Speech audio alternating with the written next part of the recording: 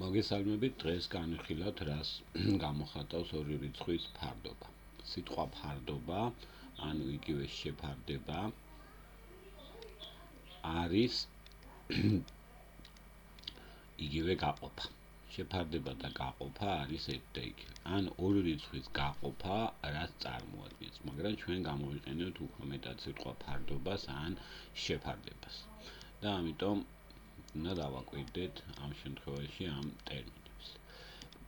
ანუ შეფარდება, გაყოფა და იგივე ფარდობა არის ერთი და იგივე ამ შემთხვევაში. მაგალითად, მე რომ გავყო 18, გავყო 36-ზე. ანუ შეფარდებით დავწერე წილადის ხაზი. მოდი გავიხსენოთ, რომ წილადის ხაზი არის კიდევ გაყოფის მოქმედება.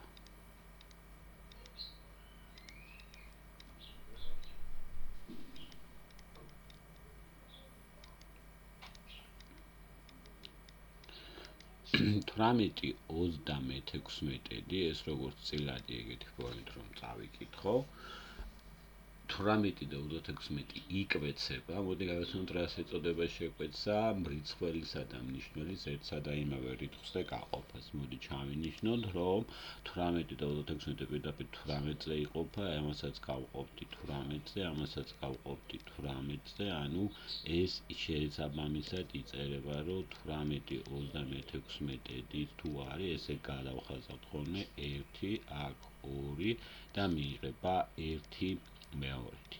ანუ 18 36 ეს გაყოფა იგივეა, რაც 1 მეორეთი.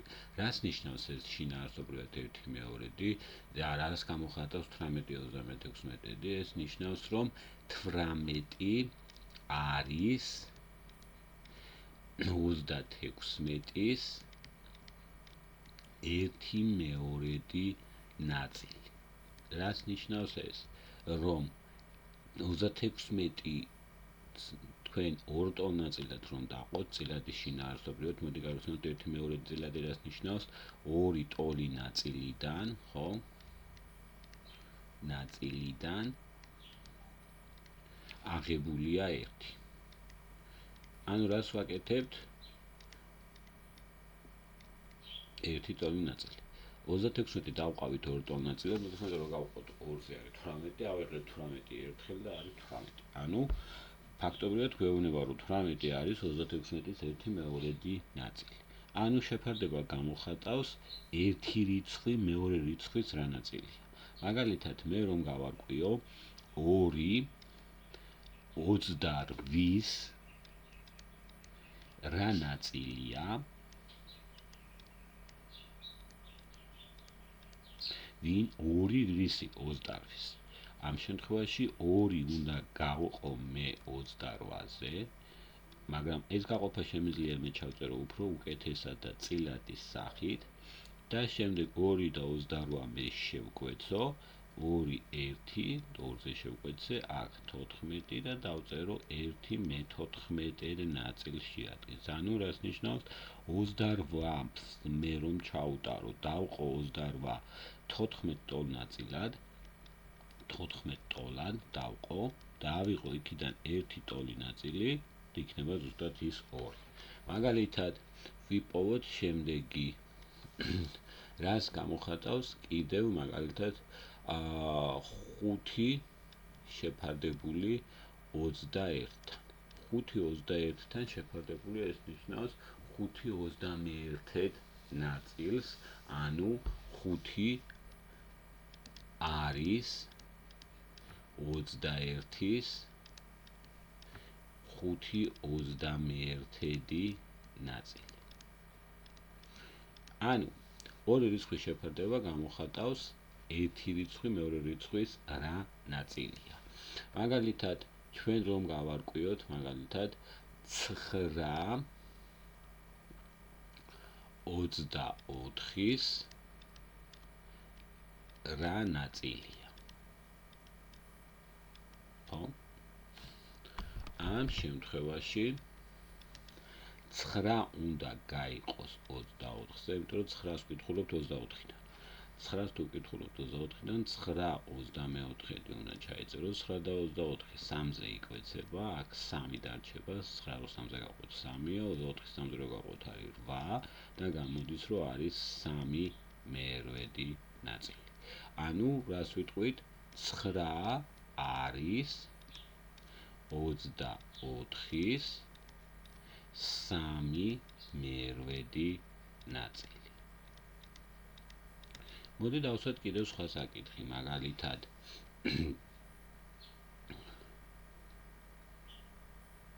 5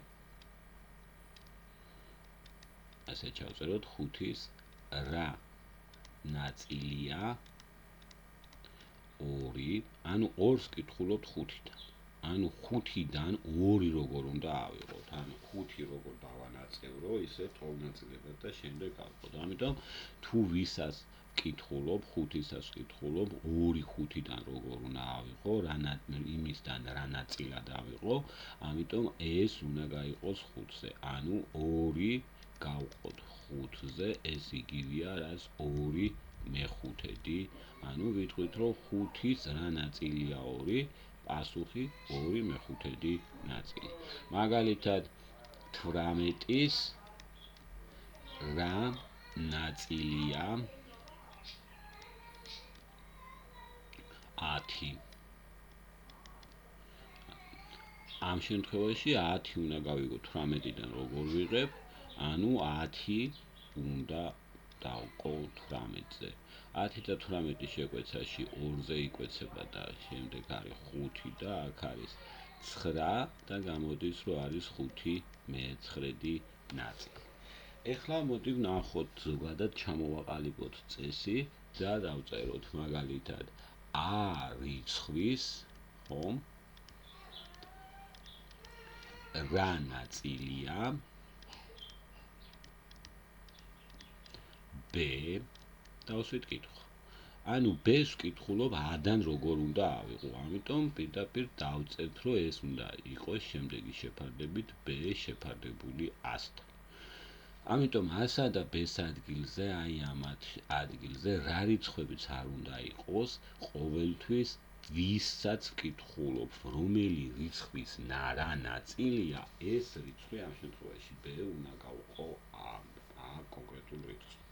ამ შემთხვევაში მაგალითად ჩვენ შეგვიძლია ესეთი ფორმით დავწერო, მაგალითად 2/7 რა ნაწილია 6. დავსვით ეს კითხვა. იგივე ტექსტია ფაქტობრივად, a და b არის აქ 2/7 რამდენადაც უნდა მოგწონდეს ან არ მოგწონდეს აწილადი და აქ ჩვეულებრივი ნატურალური რიცხვი, b-ს თუ უწევდა a-ზე გაყოფა, აქაც წესი ესაა, 6 უნდა გაიყოს 2/7-ზე. ანუ 6 შეფარდებული ჩავწერო ჯერ ფორმულა, შემდეგ აქ მე მძიმეს თუ გადავწევი ერთი ციფრით და მძიმის გადაწევა ნიშნავს აწილადში, რომ მე ეს გამემრავლებია 10-ზე, ხომ? 10-ზე თუ გამემრავლებია ქვემო და ნიშნელი მრიცხველი 10-ზე, ეს წილად ზირდად ვიწებაა, რომ წილადის მრიცხველსა და ნიშნულს ერთნაირ კონკრეტულ რიცხვზე ვამრავლებთ, ოღონდ 0-ზე არა. მიიღება, რომ უდრის რას? 60 27 60 და 27 კიდევ 3-ზე შემიძლია შევკვეცო, იმიტომ რომ 60-ში 3 არის მამრავლი და 27-შიც არის, ანუ მექნება 20/9 ამ შემთხვევაში. ანუ რა ნაწილია 2/7-ის, რა ნაწილია 6, ანუ ვიტყვი რომ 20/9 ნაწილია. მაგალითად 4/5-ის რა ნაწილია 3/10. დავსვათ ეს კითხვა. ამ შემთხვევაშიდაც ახლა წილადები მომწონდეს არ მომწონდეს ზუსტად იგივე აგებულება არის, ამიტომ მე თუ ვამბობ რომ a რიცხვის რა ნაწილია b და b თუ უნდა ვიპოვო a რიცხვის რა ნაწილია, ესე იგი b უნდა გავყო a-ზე და აქაც მე თუ უნდა ვაინტერესებს რომ 3/4-4/5-ის რა ნაწილია, 3/5 უნდა გავყო და აღარ დავწერ ახლა წილადის სახით, ესე შემიძლია ჩავწერო, მაგრამ დიდად ჩანაწერი ხდება ამ შემთხვევაში და ამ ჩაწერას მირჩევნია რომ გაყოფით დავწერო 3/5, ესე 2 წერტილი გაყოფით 4/5-ზე, გავიხსენო წილადების გაყოფა როგორ ხდება, 3/5 შენარჩუნდება, გამრავლდება ეს შებრუნებულზე, 4/5 შებრუნებულზე 5/4 იქნება, 10 და 5 შემიძლია შევკვეცო 5-ზე და 2 და აქ 1 იქნება და მიიღება პასუხი რომ 3/8 და პასუხი რომ რა ნაწილია 4/5-ის რა ნაწილია 3/8, ვიტყვი რომ 3/8 ნაწილი. ამიტომ ერთი ის პრინციპი რომ რა რიცხვიც არ უნდა იყოს a-სა და b-ს ადგილზე არ შეუშინდეთ და მარტივად თუ მე ვკითხო რომ b რაღაცა რიცხვის რა ნაწილია, ვიზეც ვკითხულობ ნაწილი, ანუ b და ვისზეც ვკითხულობ რა რიცხვის ნაწილია, ხო? ამ შემთხვევაში b უნდა გაიყოს a-ზე. წარმატებას გისურვებთ და შესაბამისად, მოდი აი ეს კონკრეტული ფორმები შეგიძლიათ შეასრულოთ. 0.8-ის რა ნაწილია 0.3, ხო? დავსვათ ეს კითხვა. მარტივად 0.3-ს გაყოფთ თქვენ 0.8-ზე და თუ 0.8-ს გაყოფთ 0.3-ზე. ეს წესი დაიცავით და შესაბამისად მარტივად გაარკვევთ რომელი შეფარდება იქნება სწორი და როგორ გააკეთებთ ამ შემთხვევაში. წარმატებებს გისურვებთ. მადლობა ყურადღებისათვის.